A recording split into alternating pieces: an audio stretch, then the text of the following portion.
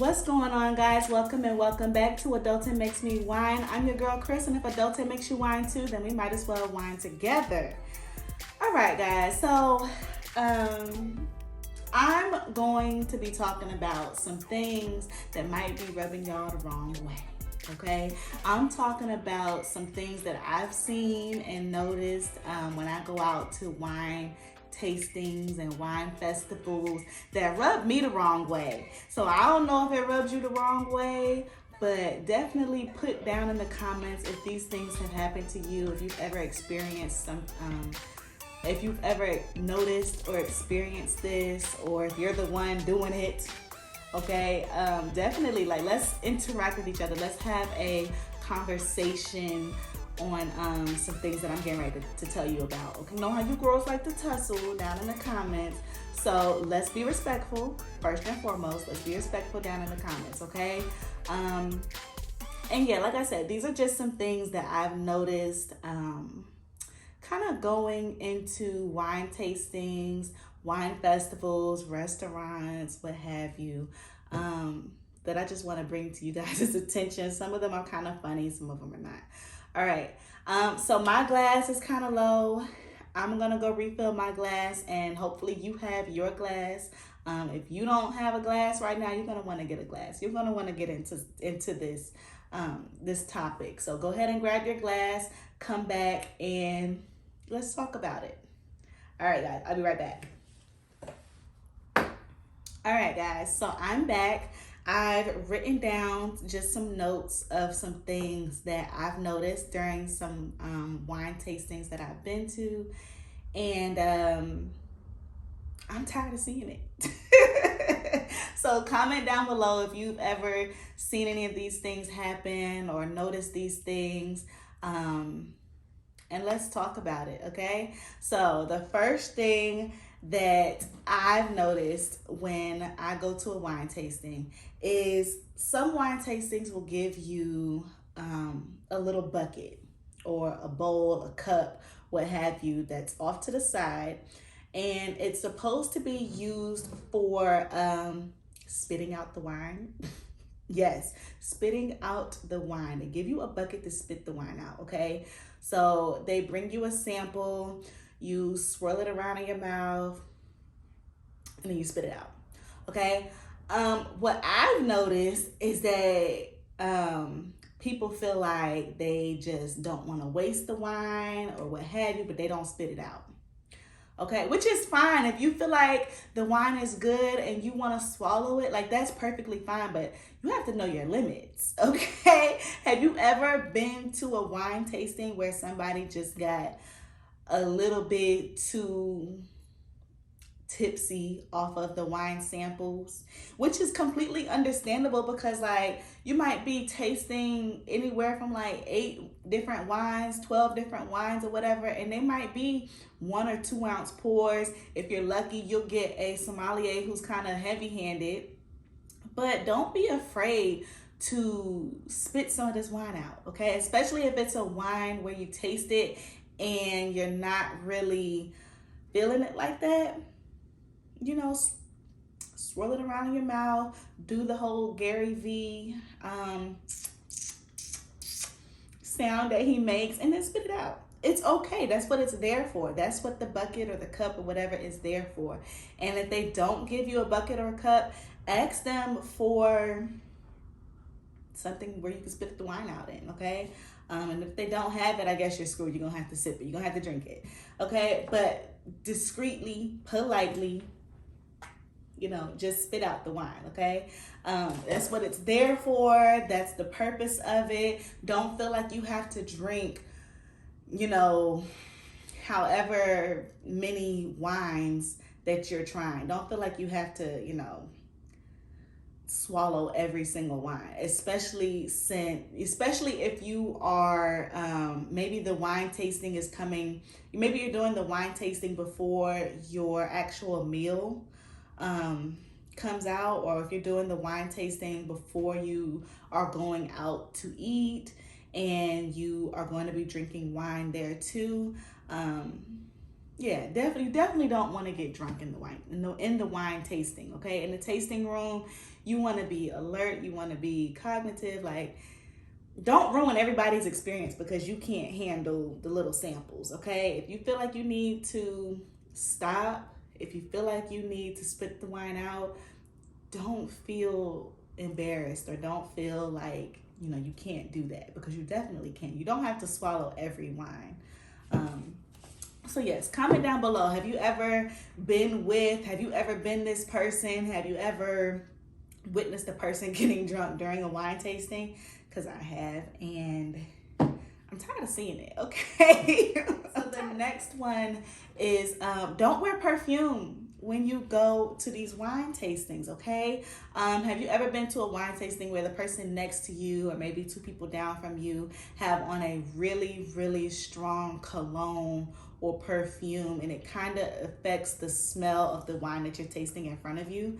Like when you go to smell your wine and all you can smell is this person's cologne or this person's perfume, don't wear heavy cologne or perfume when you're doing a wine tasting, because it affects your experience. It affects the person around you, or the people around you experience when they're going to smell or taste the wine. All right. So, is it you? I don't know who I'm talking to right now, but if it's you, sis, bro, I'm talking to you. Stop wearing the heavy perfumes and colognes when you're doing the wine tastings, okay? I'm tired. I go to smell my wine, and all I can smell is your perfume. All right, so just be aware, be cognitive of the people around you. If you absolutely want to wear perfume or a body spray or a cologne, wear something light. Tone it down a little bit, okay? Don't be that person as soon as you walk into the tasting room, nobody else can smell their wine because they all smelling you. All right, don't be that person. Stop it. Don't be like that, okay? Don't be like that. All right, comment down below. Do you agree with this? Do you think I'm overreacting? Like, let me know. Number 3, all right, smell your wine. Why y'all not smelling your wine? Why y'all not doing it? Y'all just skip the first 3 steps in the process, okay? Y'all don't see, swirl, or smell. Y'all just straight sip, okay?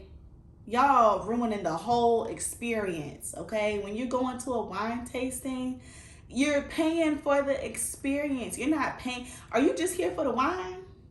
Because a lot of people just be like, look, I'm just here for the wine. I don't care what else y'all talking about. I heard they was giving away wine. I'm here for that.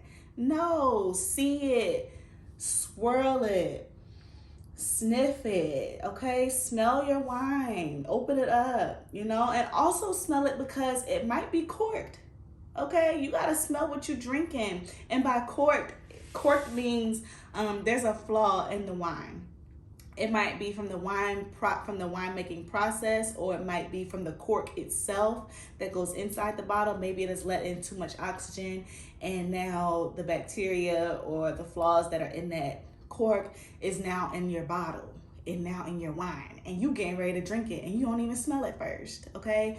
If you have a corked wine, you will know instantly that it is a corked wine or a flawed wine, okay? It has a really bad smell. You will know instantly when you have a corked wine, because it won't smell like anything that you would want to drink, okay? So definitely smell your wine for just any flaws, or smell your wine just to kind of get a sense of what you'll be tasting like. Chances are, if you're smelling notes of oak, cherry, cedar wood, whatever, black pepper, whatever, like, you're gonna probably taste that as well, So yes, do the whole process. See, swirl, smell, and then sip, okay? You are there for the experience. You paid for your experience, okay? So definitely get into it. Get into the experience. Get into the wine, okay? Make your experience better by just kind of opening up your nose and get all the information that you need to know about the wine. Don't just sit there and just drink the wine, drink the wine, drink the wine. Okay, you're there for the experience. All right, let me know. Are you just there for the wine? Like you just want to get into the wine, like that's it, that's all? Or are you there for the experience? Let me know down in the comments, okay? I don't know who I'm talking to, but y'all talk back to me, okay? Are you there for the wine? Are you there for the experience? I'm there for it all, okay? So the next one that I have is ask questions. Ask your sommelier questions because you might just learn something. You might just learn something. A lot of the sommeliers are really knowledgeable of the wines, where it was made, the vintage year, the wine maker. They're very knowledgeable of the wines that they are serving.